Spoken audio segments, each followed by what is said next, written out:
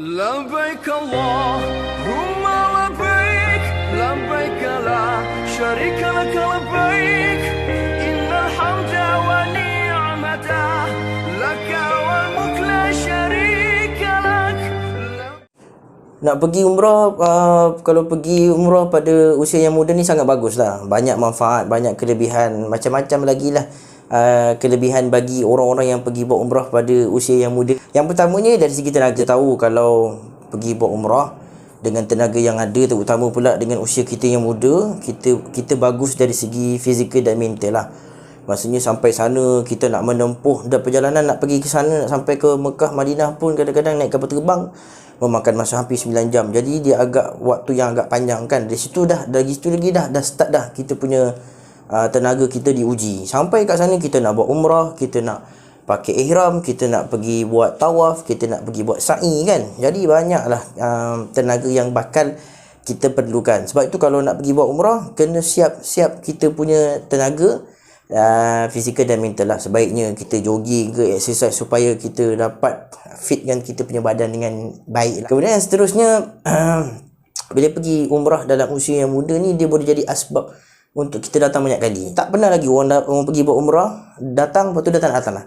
Mesti kalau datang, mesti nak datang lagi sekali. So kalau kita datang buat umrah dalam usia yang muda, kita lagi semangat nak kumpul duit untuk kita datang pada masa akan datang.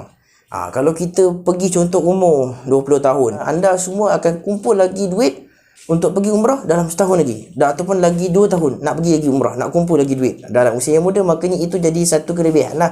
Kemudian yang ketiganya, bila kita buat umrah dalam usia muda ni, sebenarnya ianya jadi satu persediaan kepada kita lah untuk kita buat haji.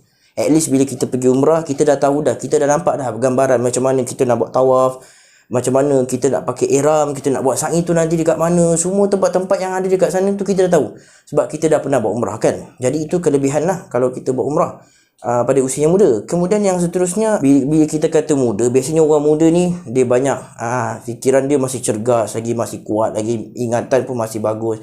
Jadi kalau kita pergi umrah pada usia yang muda, kita boleh belajar banyak benda, terutamanya sirah-sirah yang Nabi yang berkaitan dekat sana kan. So orang muda ni dia lebih banyak bertanya, dia lebih banyak tahu. So bila kita pergi sana, kita dapat lihat, kita dengar kata-kata mutawatir, penerangan daripada mutawatir tentang sejarah-sejarah. Makanya itu akan menjadi satu pengalaman yang bermakna pada kita untuk kita sentiasa memperbaiki ilmu kita yang berkaitan dengan sini. Yang last sekali, yang terakhir sekali, ini kelebihan bagi siapa yang dapat bawa mak dan ayah lah, dapat berjasa pada mak dan ayah, dapat berkhidmat pada mak dan ayah, bawa pimpin tangan mak dan ayah kita buat tawaf, buat sa'i, maka itu satu keberuntungan yang sangat luar biasa lah.